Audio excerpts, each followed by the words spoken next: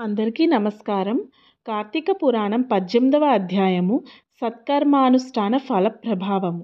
ఓ మునిచంద్ర, మీ దర్శనము వలన ధన్యుడనయ్యాను. సంశయములు తీరునట్లు జ్ఞానోపదేశము చేశారు. నేటి నుండి మీ శిష్యుడనయ్యాను. తండ్రి, గురువు, అన్న, దైవము సమస్తము మీరే. నా పూర్వ పుణ్య ఫలితములనే కదా మీ బోటి పుణ్యపురుషుల సాంగత్యము తటస్థించను. లేకపోతే నేను మహాపాపినయి మహారణ్యములో ఒక ముద్దుబారిన చెట్టునై ఉండగా తమ కృప వలననే నాకు మోక్షము కలిగినది కదా. మీ దర్శన భాగ్యము లేని ఎడల ఈ కీకారణ్యములో తరతరాలుగా చెట్టు రూపమున ఉండవలసినదే కదా. అట్టి నేనెక్కడ, మీ దర్శన భాగ్యం ఎక్కడ, నాకు సద్గతి ఎక్కడ, పుణ్యఫల ప్రదాయగు ఈ కార్తీక మాసం ఎక్కడ, పాపాత్ముడగను నేనెక్కడ, ఈ విష్ణాలయమందు ప్రవేశించుటెక్కడ? ఇవి అన్నియును దైవికము ఘటనలు తప్ప మరొకటి కాదు. కనుక నన్ను తమ శిష్యునిగా పరిగ్రహించి సత్కర్మలను మానవుడెట్లు అనుసరించి చేయవలననో దాని ఫలమెట్టిదో నాకు వివరించండి అని ప్రార్థించను. ఓ ధనలోభ, నీవడిగిన ప్రశ్నలన్నీయూ మంచివే. అవి అందరికీ ఉపయోగార్థమైనట్టివి కనుక వివరిస్తాను, విను. శ్రద్ధగా ఆలకింపుము. ప్రతి మనుజుడును ఈ శరీరమే సుస్థిరమని నమ్మి జ్ఞానశూన్యుడగుతున్నాడు.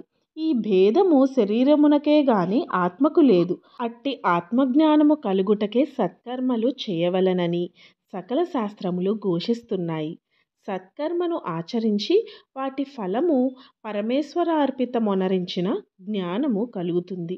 మానవుడే ఏ జాతివాడో ఎటువంటి కర్మలు ఆచరించవలనో తెలుసుకొని అటువంటివి ఆచరించాలి. బ్రాహ్మణుడు అరుణోదయ స్నానము చేయకుండా సత్కర్మలను ఆచరించినను వ్యర్థమవుతుంది. అటులనే కార్తీక మాసమందు సూర్యభగవానుడు తులారాశిలో ప్రవేశిస్తుండగాను, వైశాఖ మాసములో సూర్యుడు మేషరాశిలో ప్రవేశిస్తుండగాను, మాఘమాసములో సూర్యుడు మకర రాశి యందుండగాను, అనగా ఈ 3 మాసముల యందైనను తప్పక నదిలో ప్రాతకాల స్నానము చేయాలి. అటుల స్నానము ఆచరించి దేవతార్చన చేసిన ఎడల తప్పక వైకుంఠ ప్రాప్తి కలుగుతుంది. సూర్యచంద్ర గ్రహణ సమయముల యందును తదితర పుణ్యదినముల యందు స్నానము చేయవచ్చును. ప్రాతకాలమున స్నానము చేసిన మనుజుడు సంధ్యావందనము, సూర్య నమస్కారములు చేయాలి. అట్లా ఆచరించని వాడు కర్మభ్రష్టుడగును. కార్తీక మాసమందు అరుణోదయ స్నానం ఆచరించిన వారికి చతుర్విధ పురుషార్థములు సిద్ధిస్తాయి.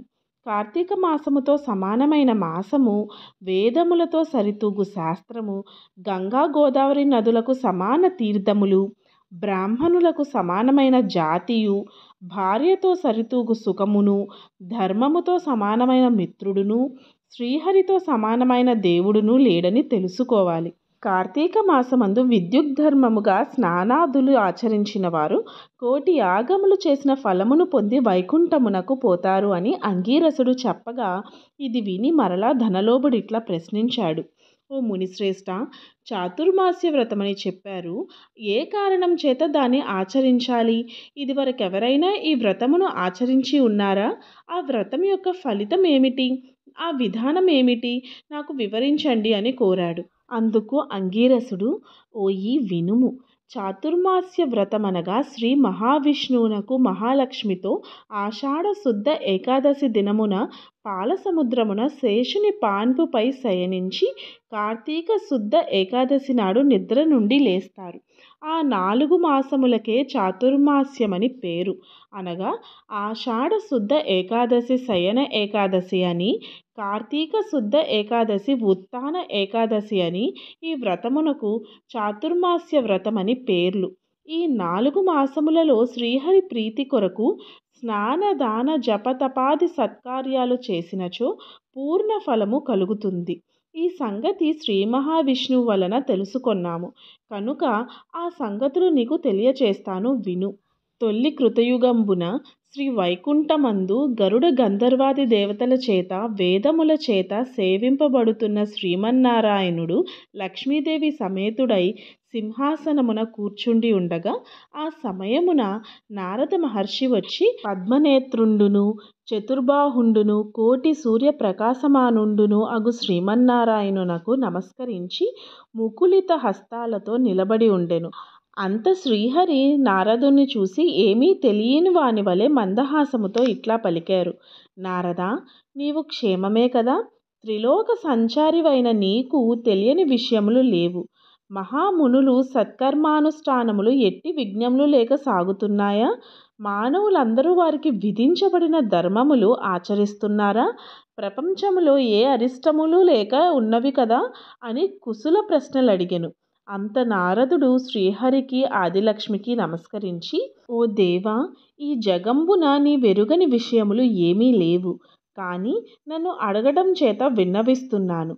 ప్రపంచమున కొందరు మనుష్యులు, మునులు కూడా తమకు విధించిన కర్మలను నిర్వర్తించుటలేదు. వారెట్లు విముక్తులవుతారు? కొందరు తినకూడనివి పదార్థములు తింటున్నారు. కొందరు పుణ్యవ్రతములు చేస్తూ అవి పూర్తి కాకుండానే మధ్యలో మానేస్తున్నారు. కొందరు సదాచారులుగా, మరికొందరు అహంకార సహితులుగా, పరనిందా పరాయణులుగా జీవిస్తున్నారు. అట్టి వారిని సత్కృపతో పుణ్యాత్ములనొనర్చి రక్షింపమని ప్రార్థించాడు. జగన్నాటక సూత్రధారుడైన శ్రీమన్నారాయణుడు కలవరపడి లక్ష్మీదేవితో గరుడ గంధర్వాది దేవతలతో వేల కొలది మహర్షులున్న భూలోకానికి వచ్చి ముసలి బ్రాహ్మణ రూపంతో ఒంటరిగా తిరుగుతున్నాడు. ప్రపంచమంతయు తన దయావలోకమున వీక్షించి రక్షిస్తున్న దామోదరుడు ప్రాణుల భక్తి శ్రద్ధలను పరీక్షిస్తున్నాడు. పుణ్యక్షేత్రములు, పుణ్యనదులు, పుణ్యాశ్రమములు తిరుగుతూ ఉన్నాడు.